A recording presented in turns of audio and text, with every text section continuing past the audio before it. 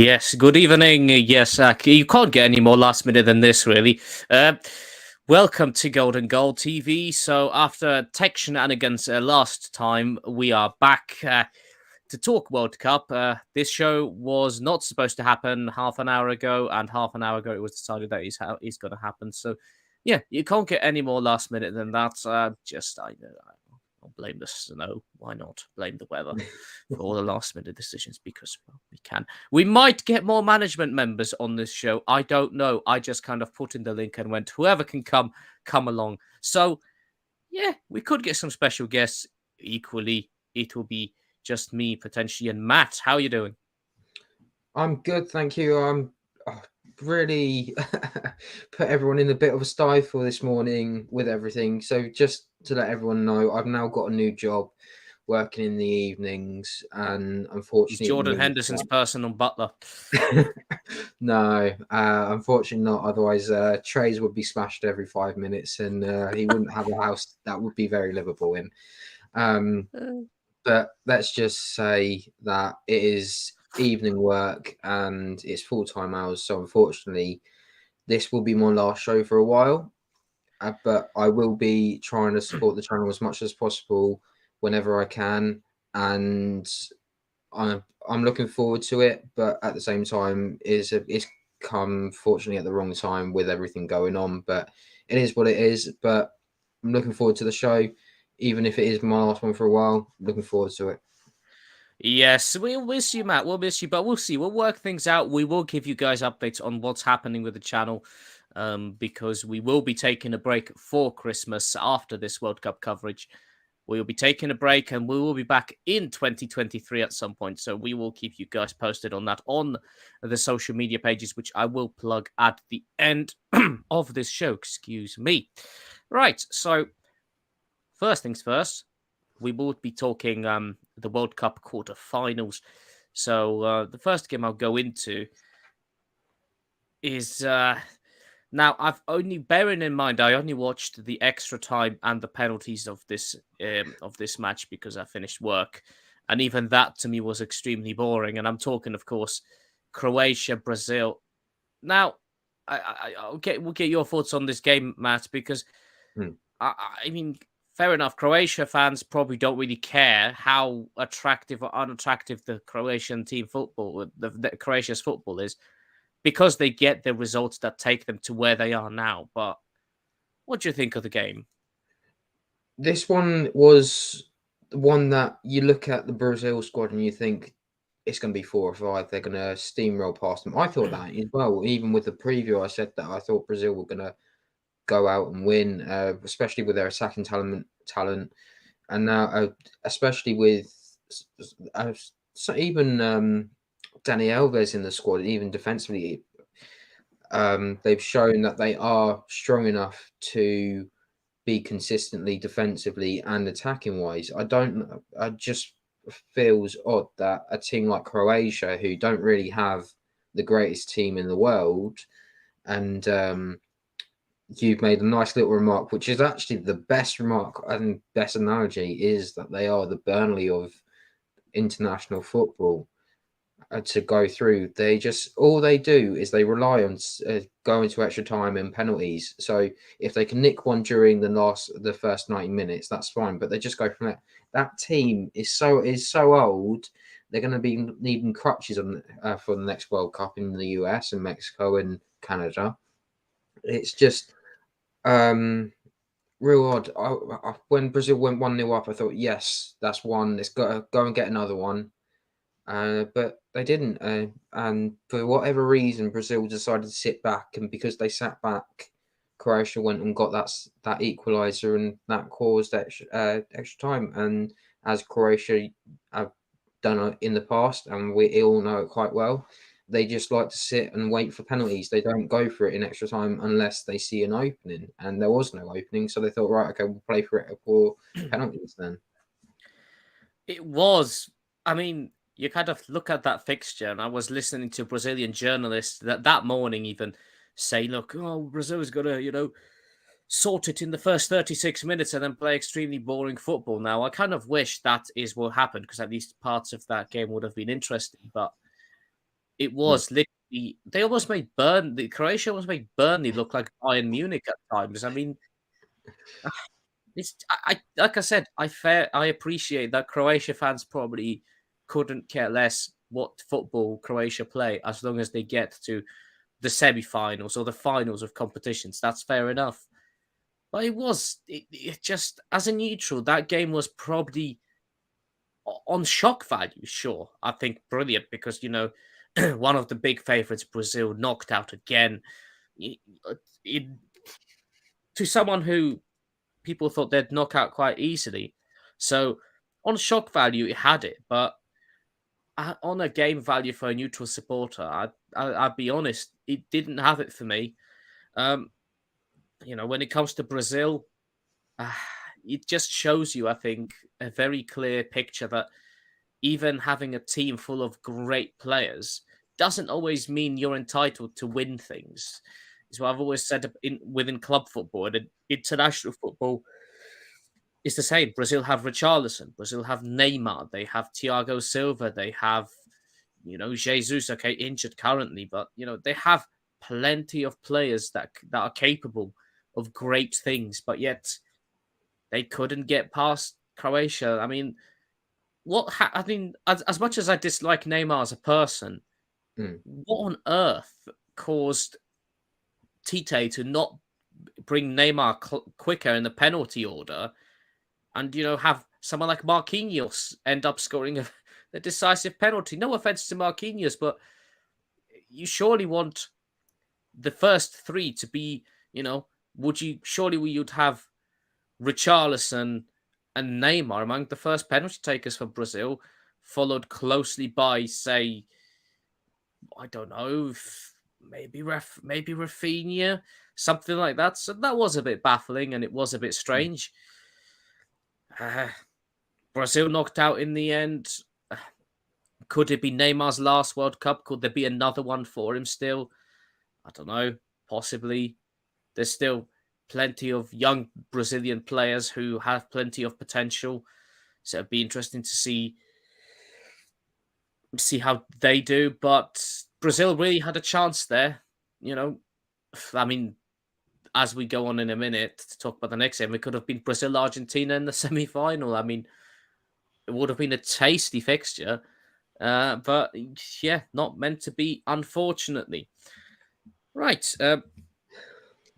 We will move on there to the next game. And this one, opposed to the Croatia-Brazil game, this game had everything. We had goals, we had yellow cards, about 11 of them. We had boxing, we had wrestling, we had penalties, we had extra time. I mean, what more could you want, Matt, from Netherlands versus Argentina?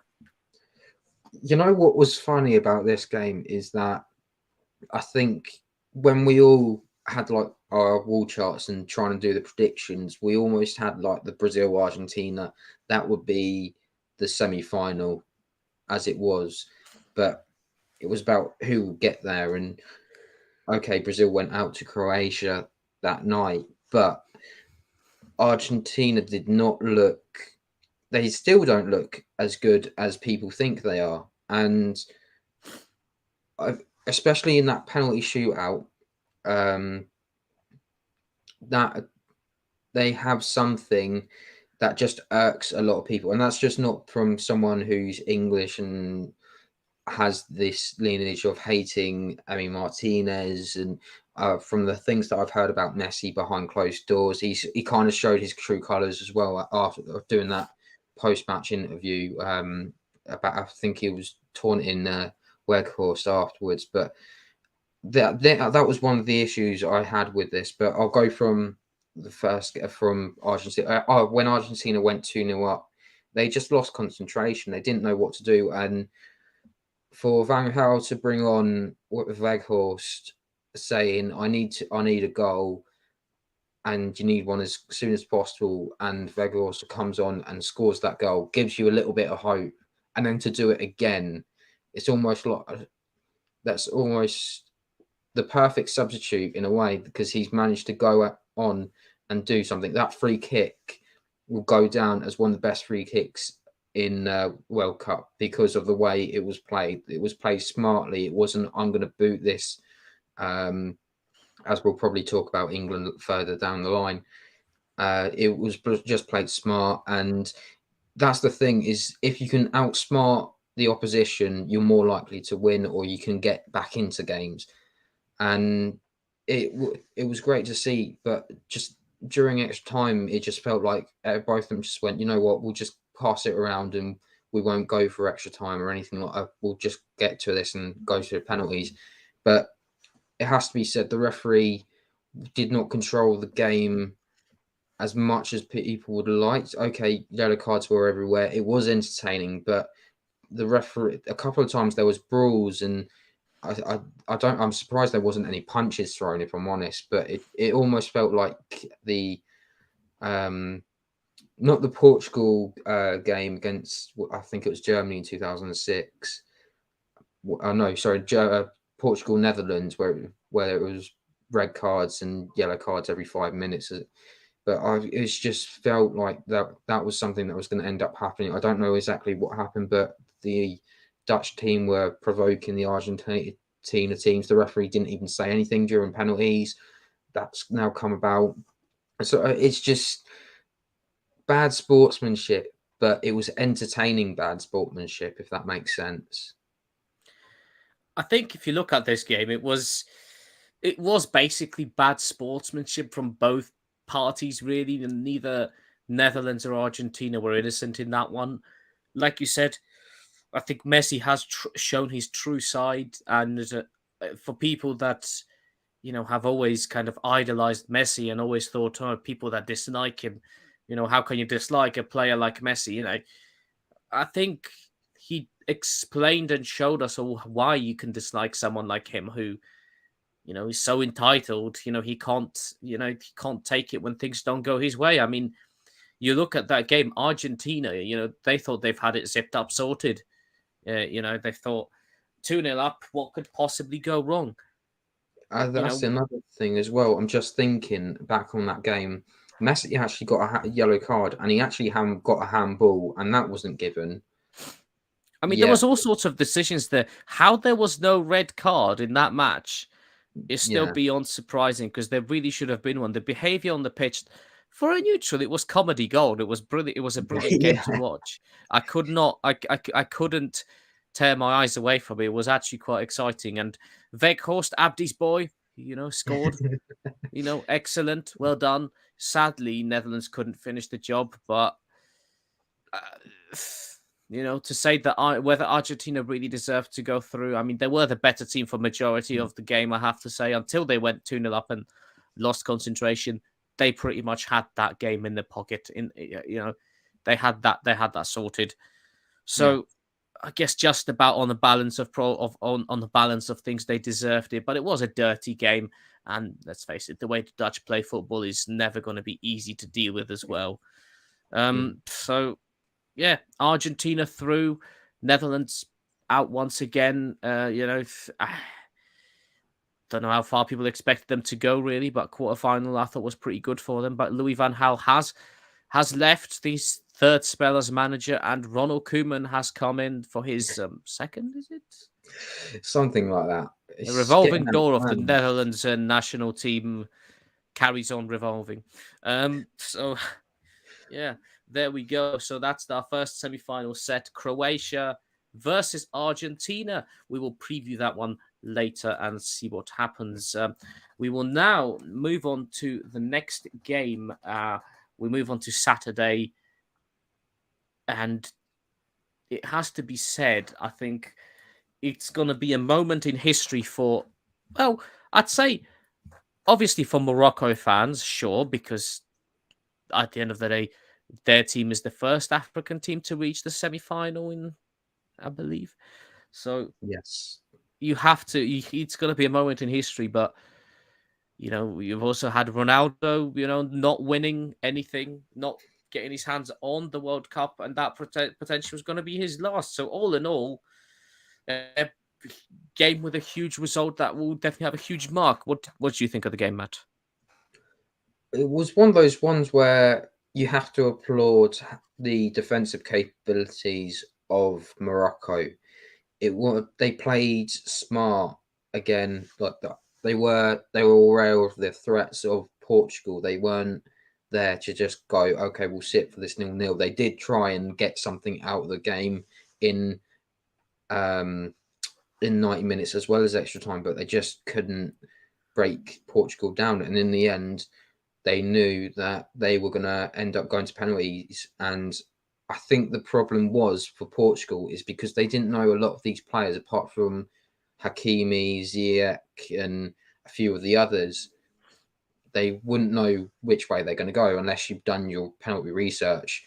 But then again, you would imagine that whoever's doing the analysis would have checked to see what the penalties were like with Spain against Spain. But again, it was very entertaining considering it was a 0-0. It wasn't the most dullest 0-0 that we've had this World Cup, but it was great to see an African team make it to a semi-final for the first time. We nearly had one in Ghana in 2010. That was huge, but this is huge now. Morocco aren't just a minnow of all at the moment. They are a huge team in footballing wise, in men's and women's football. They've just qualified. The women have just qualified for their first World Cup, and they also won their Cup of Nations over the summer. So they are a side that are going places, and they're going to be probably one of the best African teams in the next couple of years. They're not going to have just one star. They'll probably have 5, 6, 7, or it might be 11, and then you'll have your substitutes and reserves that are there to make the difference, but it'll be similar like for like. I wouldn't call it a golden generation just yet, but that team has got a lot to go for it, and it's got a lot of potential, and the coach has done a huge job for them. So it'll be interesting when it comes down to their semi-final. But I was just glad that we got Morocco in the semi-final, because it meant a lot more to the people of Africa than it would do for Portugal, because you'd have the Ronaldo fanboys and this, that, and the other, and people complaining.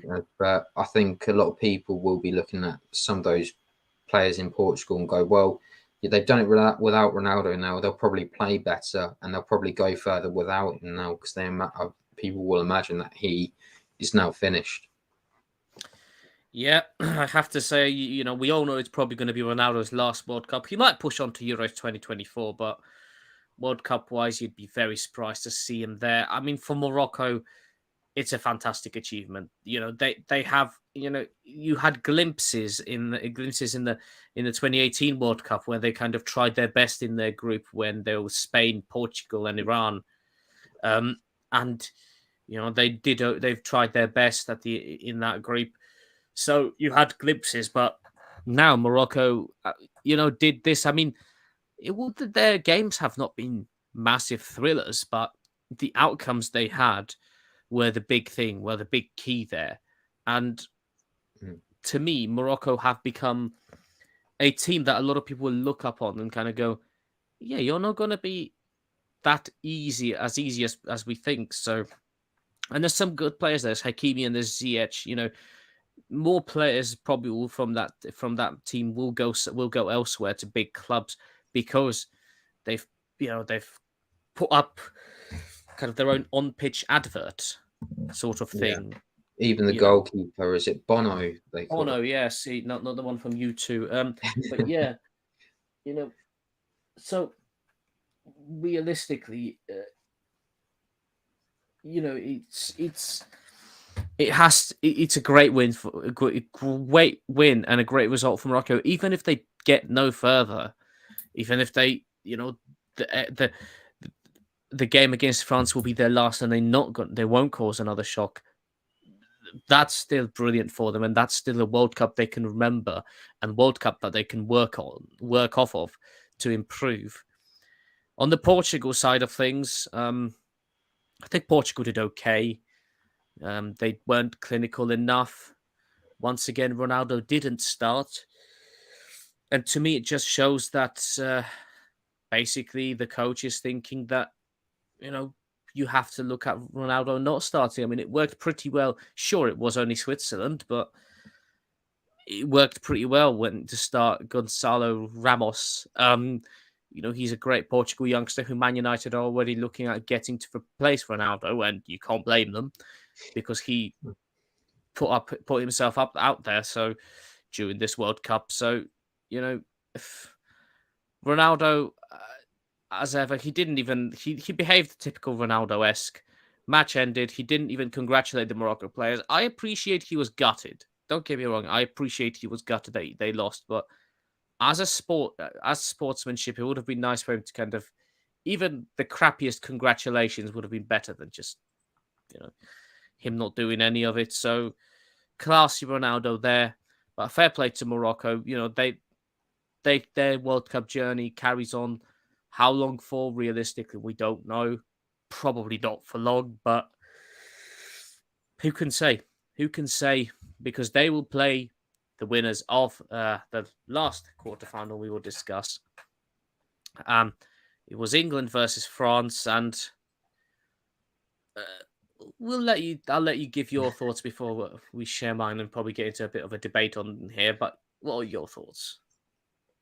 Well, this is the thing, isn't it?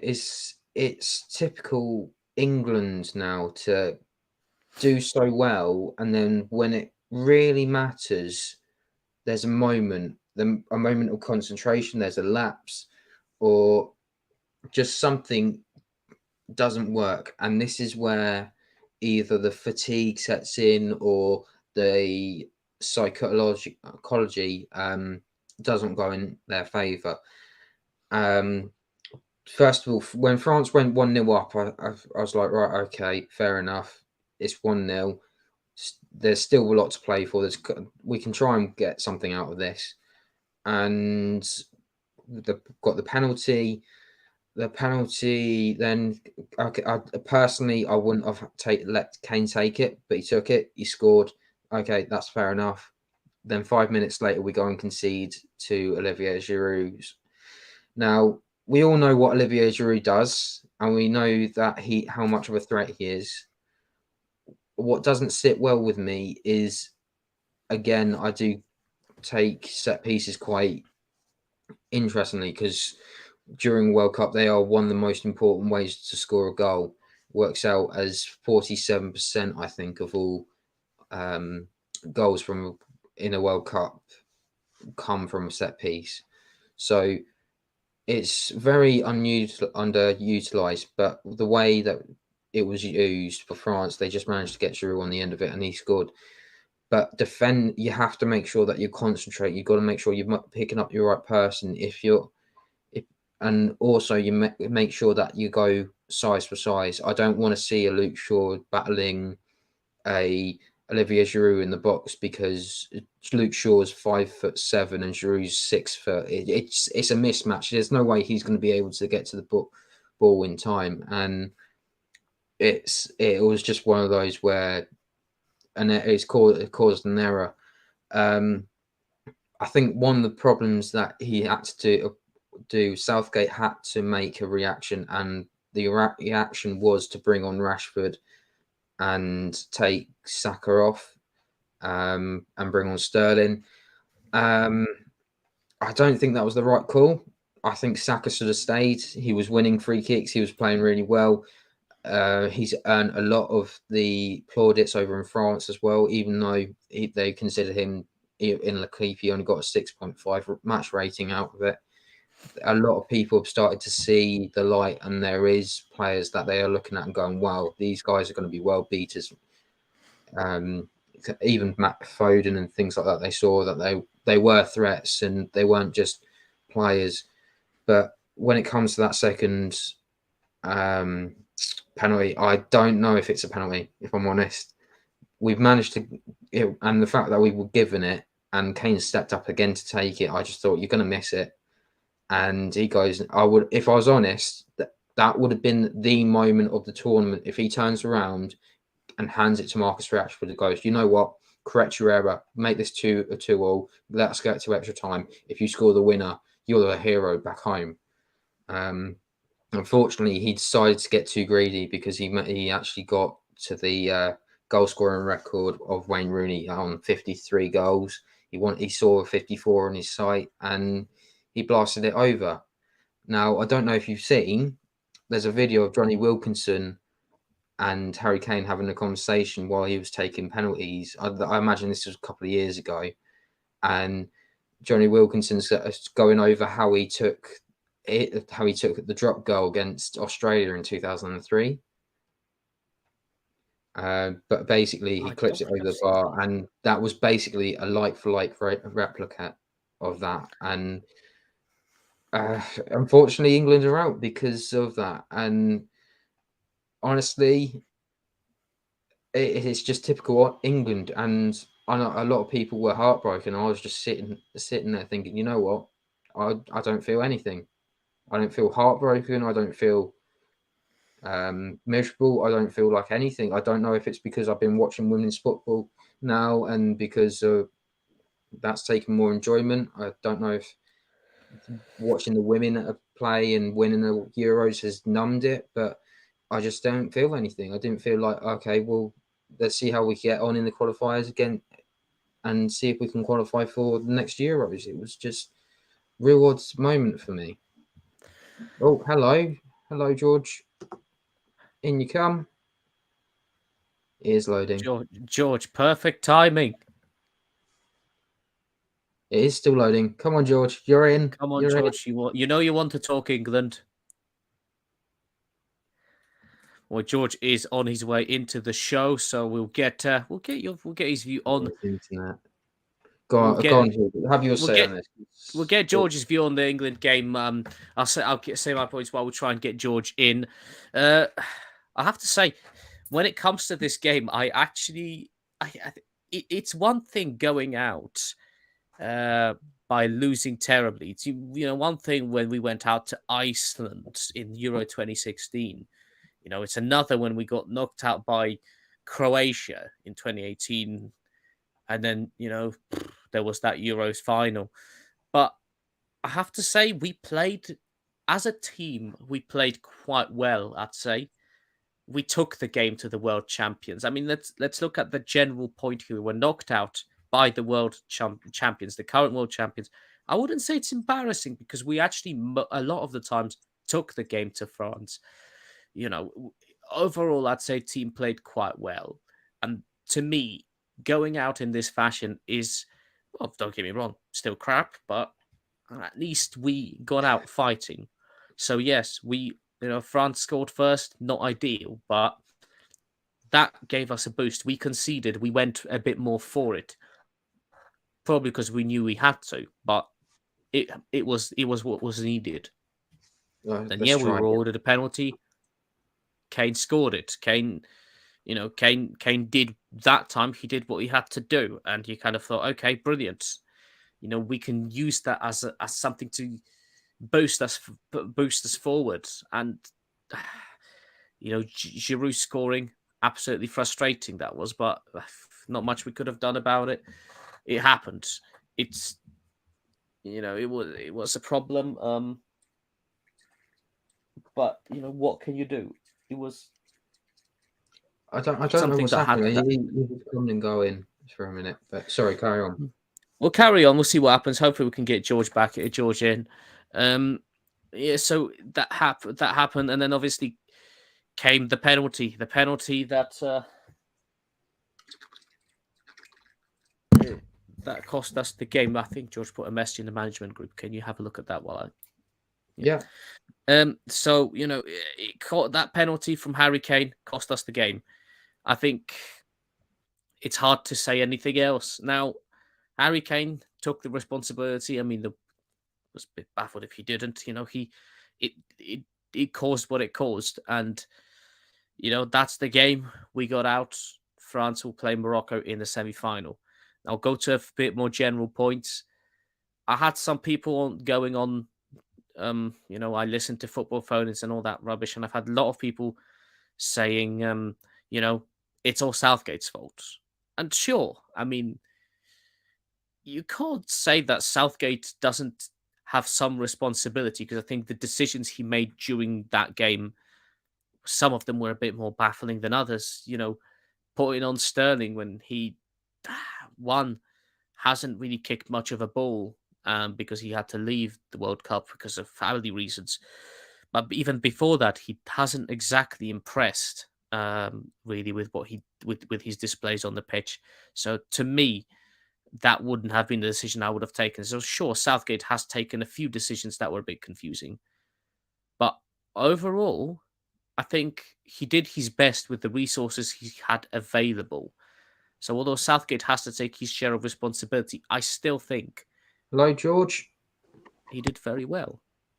Hello, Can you George. hear Have us? we got George? I can hear Oh, movement. hold on. Let's see. Oh no, he's left again. Yeah. We are trying to get you on, George. If you We're are trying. listening, We will try and get you on. I don't know what's going on with the internet, but we'll get you. We'll do our best to get you on. But yes, I think the point really I have with this is, I think the players can be to blame. That's for sure. Harry Kane will take will take a lot of the blame. Gareth Southgate, certain decisions will come into play. Um.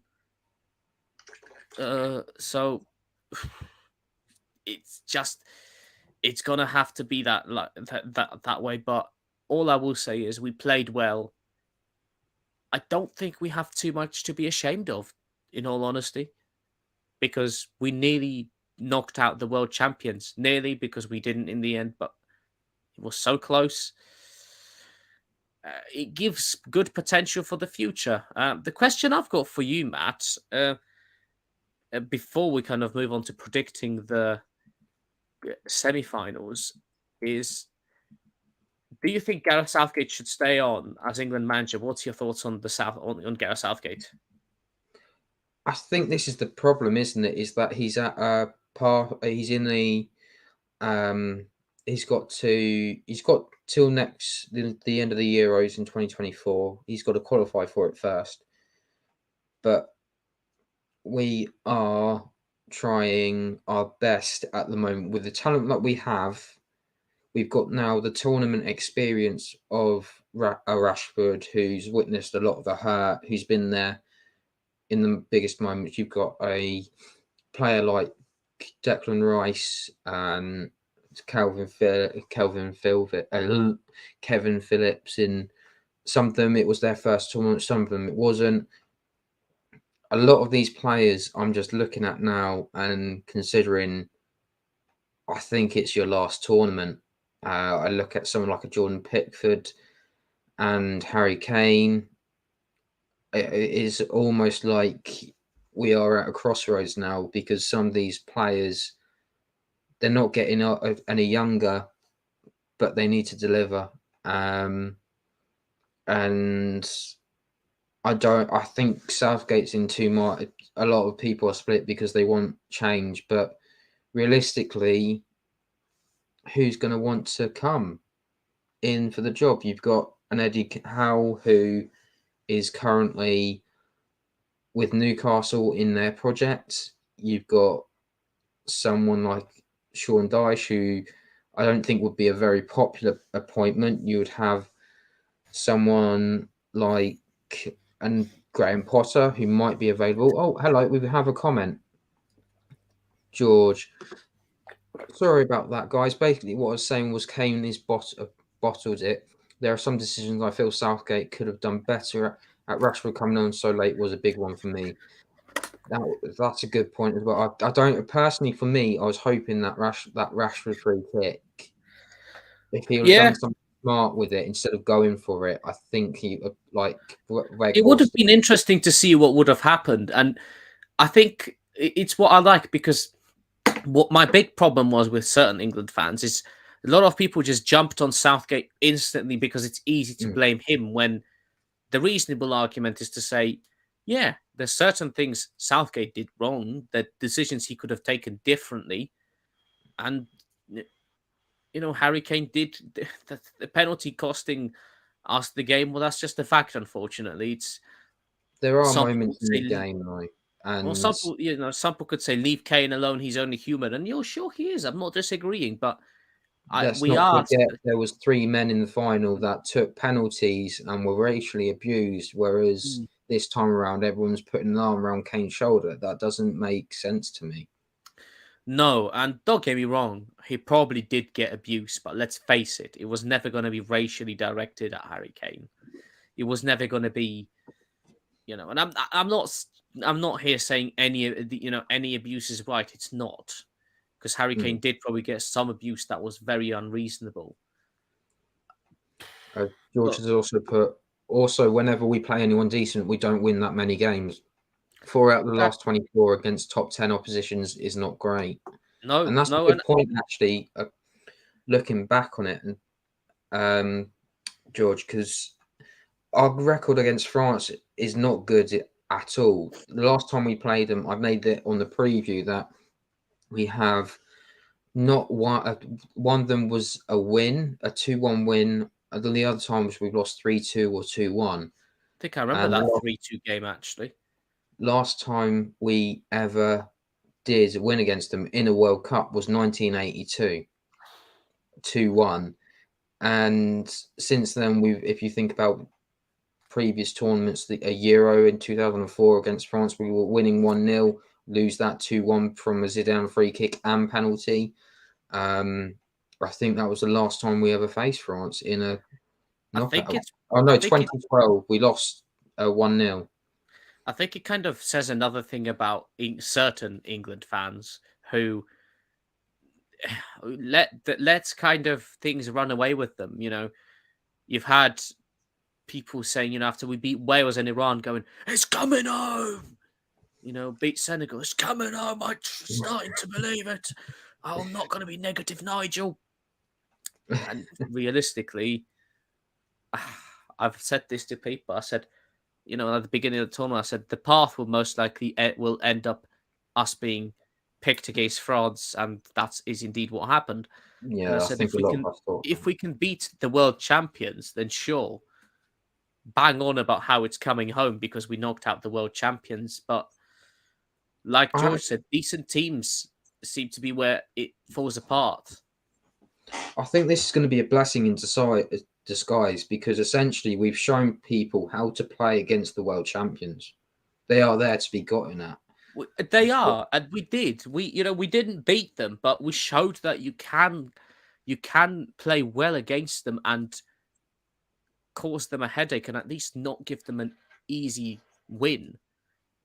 And that may not be a massive achievement in terms of competitions because we still lost at the end of the day, but it's something that people can take encouragement from, and hopefully our own players can take encouragement from to do better in future competitions. Whether it's the Euros or qualifiers first, then the Euros. I'm not saying we're going to win the Euros because we nearly beat the world champions. No, but use this as a springboard is what I would say. Will Gareth Southgate stay on for the Euros? At the moment, I can't see a reason why he shouldn't, because is it because no one else is around to really pick up the pieces? This is a who are you going to get in? Eddie Howe's happy at Newcastle. Would he jump at the England job? I don't know. Sean Dyche for England. Sean Dyche is not a bad manager. But come on. He does like a project though, but the problem is, like a project, but I don't know. I can't see him as England manager for me. Graham Potter, he's in a project at the moment, and Graham Potter's a project man. I don't think he will leave just like that. I will just talk because George has also messaged in a few more times, so he did say I agree. So I take it that was about the some of the substitutions that he made during the game. Also, don't understand why take Maddison because he didn't feature. If he's not fit enough, don't take him. That was another thing as well. I've always been someone who thought that we always needed a set piece taker. Okay, we've got Trippier and things like that. But in the centre of midfield where you've got players that don't necessarily have a lot of talent, we've got a James Ward-Prowse, and this is twice now that we haven't taken him. Well, this is another thing. One of the many names when the England World Cup squad was announced, and one of the many names people question why it wasn't there was James Ward-Prowse. I mean, to me, taking players who are injured to the World Cup where there are other players that are fit is slightly Calvin Phillips, confusing. he only got something like 4 minutes in the end. It was just it doesn't It- make sense. It's just would Prowse have made much of a difference? Well, wouldn't know because it didn't happen. But it's just logically you take players who are on form first of all, which has been a problem with Southgate. Let's be honest, we're not going to beat around the bush, but also take players that are fit. You know, he said that injured players were taken because there was no other option. That he but there were other options of fit players who could have potentially made a difference, but it's something we weren't going to know because Maybe it was more about the positional wise, but James Ward-Prowse is happy to be that defensive midfielder. He's done it for Southampton. He likes to. Exactly. I'm sure there's other players as well that could have been taken instead of some of the others, but it's just, George has also said, believe me, I know I've been quite negative, and I really hope that I was wrong. But I've said this is what I've said about Southgate from the beginning. What I think will a lot say is, remember, France were missing 3 of their top players as well. They were missing Kante, Pogba, Benzema. They were missing. Was Kimpembe playing? No, Nkunku was missing. I think Kimpembe was, but yeah, France were missing a lot of their star players as well. But no, George has been quite negative, but also a lot of points you've mentioned, George, about Southgate have been very much correct. His selection. I mean, every manager's selection is always going to be put into question, but the point is, the players that he selected that we all questioned, I think were right to question. Why did you bring on Sterling when you shouldn't have? Why did you not bring Ward-Prowse with you to Qatar? Why did you? You can question plenty of Southgate's decisions throughout the tournament. Could they have changed the course of action? You never know. They probably could have. But the problem is that criticism could be applied to any manager. Will Southgate learn from this and pick better? I don't know. I'm not convinced about that particularly because I think Gareth has got his own way of picking players, which isn't always the right method to approach the selection process. But we'll see how long. We'll see what happens. We'll see if he carries on. If he doesn't, it'd be very interesting to see who will take the job because I don't know. I don't know who I'd see taking it at the moment. So is the problem as well is in some areas we're more blessed than others. So take the strikers. Why did he only take 2 in Callum Wilson and Harry Kane? Why didn't he take 3 or 4? Instead, he decided to pick. Well, why didn't you take Tammy Abraham? Is questionable for me because he was doing quite well in Roma. But the response to that was that he just fell out of form a bit too quickly, which is why Callum Wilson got the nod.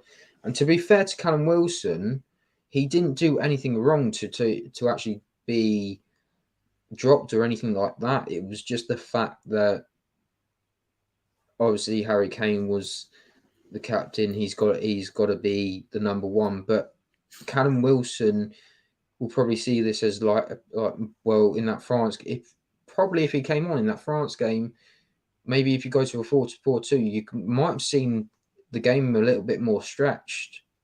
Maybe, and I think another selection bit from Southgate that you could question is Mason Mount. I mean, the player that was probably one of the, I don't know if the biggest disappointment, but he was definitely disappointing in this World Cup. Mason Mount absolutely did not deliver for me at all whatsoever. I was questioning his selection in the first place, and I think throughout this World Cup he has kind of proven it to me in quite a big sense that he shouldn't have been selected, really. Any more comments before I move us on? No, George has just said Tommy T. So I take it, Tom, if you are watching, please let us know. We do have a second viewer, so please let us know. We know, George, messages. We're gonna preview the semi-finals in a minute. So if any other messages come, we will come back to them. We will come back to points and discuss. So thank you, George, for your points. Sorry we couldn't get you on due to technical issues, but thank you for the point you mentioned. it gave us good discussions, I think, and I think a lot of these points were very much applicable to Southgate, especially, and the situation where he's not a bad manager, he just makes certain wrong decisions that he shouldn't have made. It doesn't make him a full bad manager because he's taken us from a laughing stock under Roy Hodgson to a more reputable team, really. So, to that reaches semi-finals, quarterfinals, and finals. So, can he learn from his mistakes? Is the next step. Can he and will he is going to be interesting. First, we need to see if he stays, but it's what he has learned, if at all, from this World Cup. Oh no, he meant Tom. He wants Tommy Tickle to take the England job. Now that is an interesting one because we haven't had a foreign England manager since obviously Fabio Capello. We all know how that went. Yeah, so I mean it's not a bad shout. I mean there are England fans that are probably going apeshit basically because they think England should have an English manager, but should they? Why not? Well, look at it this way: the women had an English manager, and they'd been to semi-finals, finals, but just couldn't get over the line. They brought in the best coach in the world in Serena Wyman, who's a Dutch, and they've become world champions. So maybe it's time to. Maybe it's not a bad shout. I always think it doesn't have to be an English manager. And Tommy Tickle, let's face it, he's a very good manager. I think the way he was sacked at Chelsea was ridiculous. And I was expecting a few more months to be given before eventually even being sacked. So was I, but regardless of that, why not have him as England manager? That's not a bad shout. It's not something a lot of people would jump to, but sometimes these kind of suggestions are, the more quote unquote left field suggestions are sometimes the more interesting ones that could be worth trying. So, hey, Tommy Tickle for England manager. Let us know your thoughts. Yeah. Just to back it up, George has said he has proved he can win a tournament, and being an international is based on tournament football. That's the thing as well, is I've always looked at this. I've talked to Tim Stillman as well, who does, and we were talking about international football a while ago. Some coaches are qualifying coaches, and which means they'll get you flying through the group and get you qualified. But when it comes to the tournament itself, they fall apart. So, like I said, and you're an Ericsson. At the moment, you probably push Southgate towards the tournament football because he doesn't play pretty football in qualifying. No, you've heard George talk about very negatively about at times him being negative. I mean, just look at our results in the Nations League. But we should. I mean, the Nations League. To be honest, I've always said this about the Nations League. I mean, to me, Nations League is time for Southgate to experiment with things rather than, not many people. The problem is now we're facing Italy in our qualifiers, which is what you don't want to be doing. And I think the problem with the Nations League is it does actually nowadays have an impact on how easy or difficult the qualifiers will be. And the problem with England in qualifiers, when England are in a group which you think they should walk, they get odd results. Like, there was a point at one stage during our qualifiers for the World Cup that we weren't sure we were going to finish in the first place. We needed 4 points out of our last 2 games, and and at one point looked like we weren't going to get them. So if making the qualifiers harder than they need to be for England, when sometimes we can already make them hard when the group is actually not that difficult, is not needed. It's not helpful at all. So remains to be seen what will happen, whether Southgate will stay or whether England will branch out in a new direction. Interesting. We'll see what happens. Right. That's only fine. If more comments come, let us know, Matt. But we will move on to previewing the semi-finals. Let's start with Croatia versus Argentina. Where do you see this going? Well, these are with the way Argentina reacted. If they win this World Cup, it's going to be a nightmare for everyone because it will just call. It's going to be all the Messi fanboys praising. Um, Martinez will be unbearable. He was a very unbearable during that penalty shootout, dancing around like he was on Fortnite and every 5 minutes. It was just goading. I'm surprised he didn't get carded actually for that because I don't just the mismanagement of that match against the Netherlands was terrible. But let's forget about referees. We've got semi-final to look forward to. I mean, Argentina. we didn't even talk about the refereeing in the England-France game. But this is the thing: is that essentially both of them could just turn around and go, you know what, we'll just sit and wait for penalties because they're penalty experts. Please don't. It's just got the feeling this is a problem. You can't don't want both teams to go to the final, but one of them has to. Who would you rather have? To be honest, I don't know. I don't want to see Luka Modric in the final. Considering everyone praises him every 5 minutes, I just don't think he's good enough. I just don't think he's past it, but he just seems to make everything tick. Whereas Argentina probably have a bit more firepower to them, and they do have probably the better squad. But because I've always got one of these predictions wrong, I'll probably go for Croatia to advance. Well, interesting one, that one. I mean,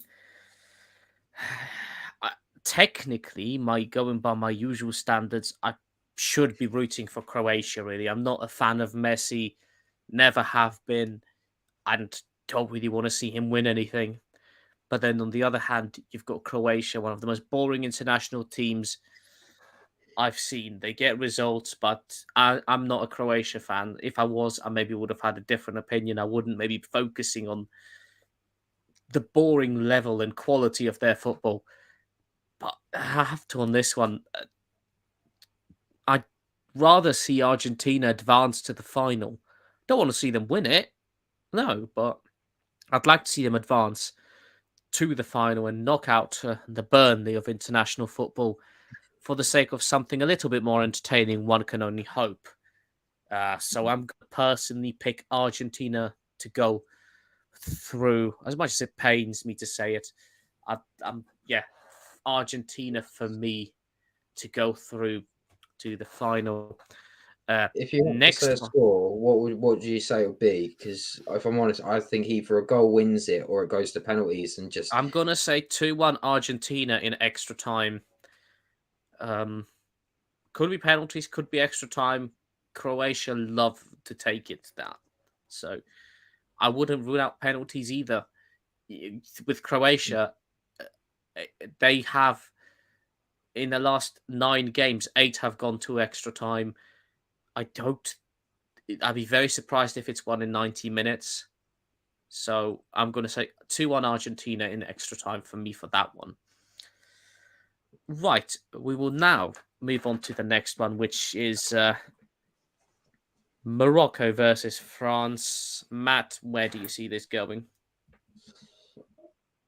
This one's the difficult one for me because I think we see France are going to win. Everyone's going to expect France to win this. I think Morocco are going to make it quite hard for them.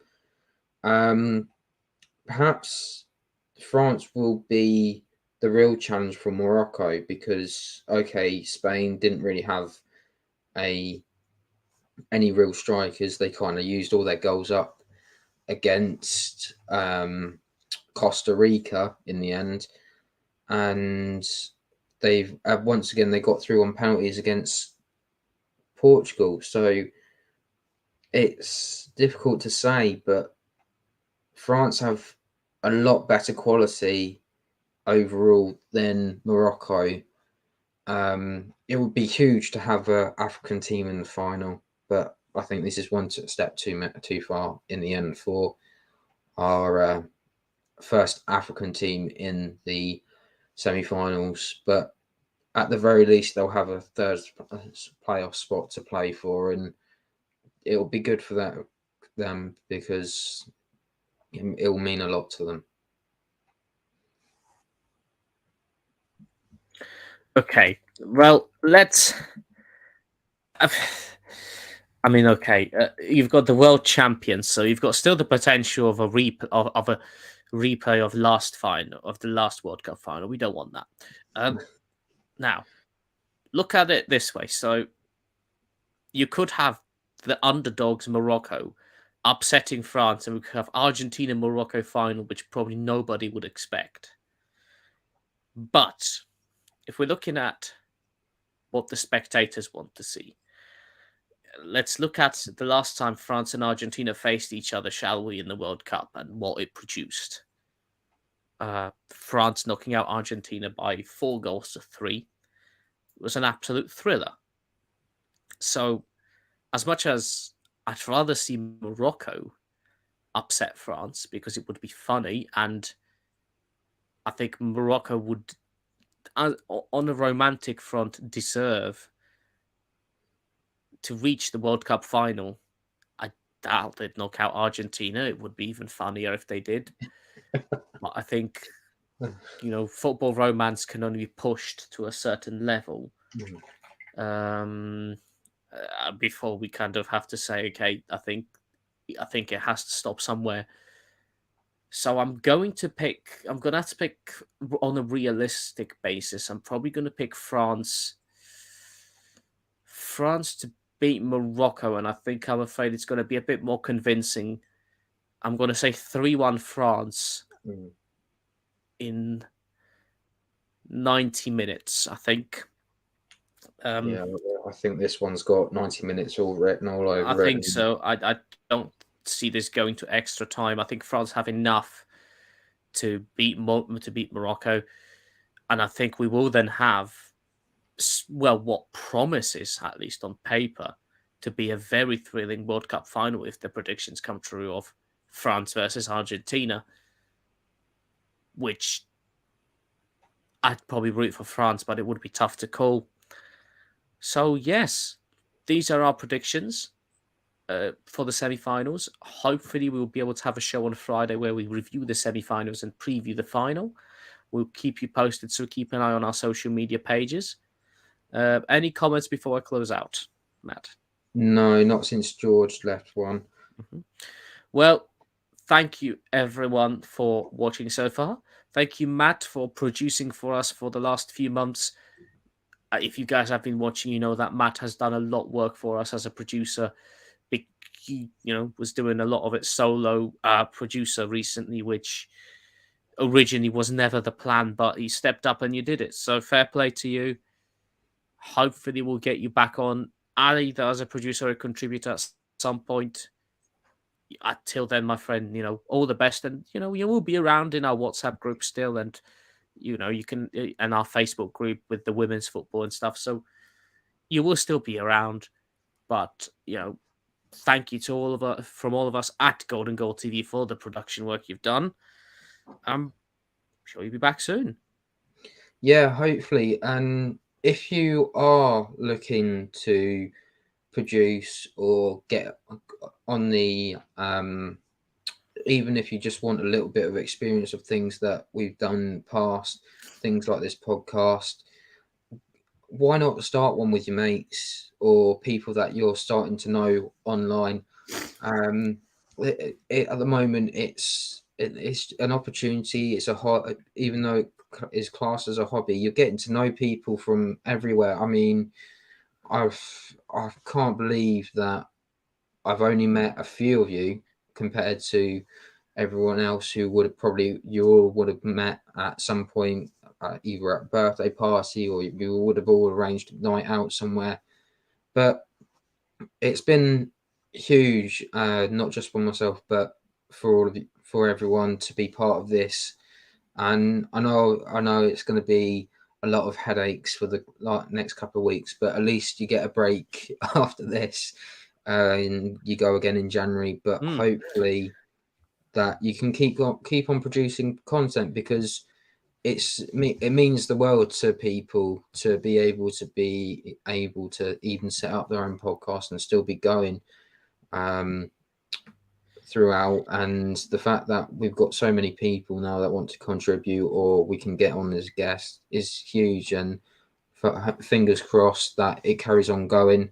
I'm hoping within the next 6 months I can say hello, be on another podcast. I will let everyone know, and it'll be nice to be able to keep in touch, and I'm planning on doing just that. Absolutely, we'll definitely have. You can stay in touch. I'm sure you can pop in the comments for our YouTube shows. We will be working on producers and stuff, and we will also be working on future content. As I said, we will be taking a break after the World Cup final review, which at this stage will most likely be on the 19th of December, but we will post confirmations and everything as we go. So this is all subject to change, but from then on, we will be taking the break over Christmas and the New Year.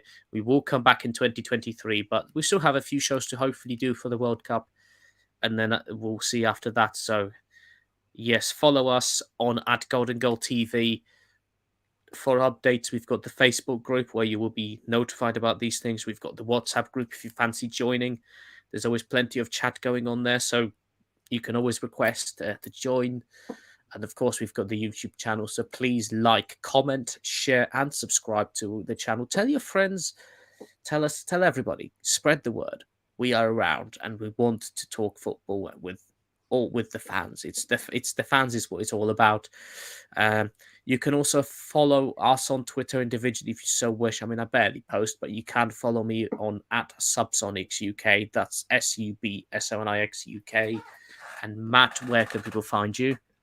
I am at MattLR28 on Twitter. So yes, there we go. You've got all our portals there. Reach out to us. It's all about the football fans. Over Christmas we will definitely be chatting in the groups and stuff. Even though the channel will be taking a break. So yeah, come and find us. And until the next World Cup show, we will have a great week, everyone, and we will see you soon. Goodbye.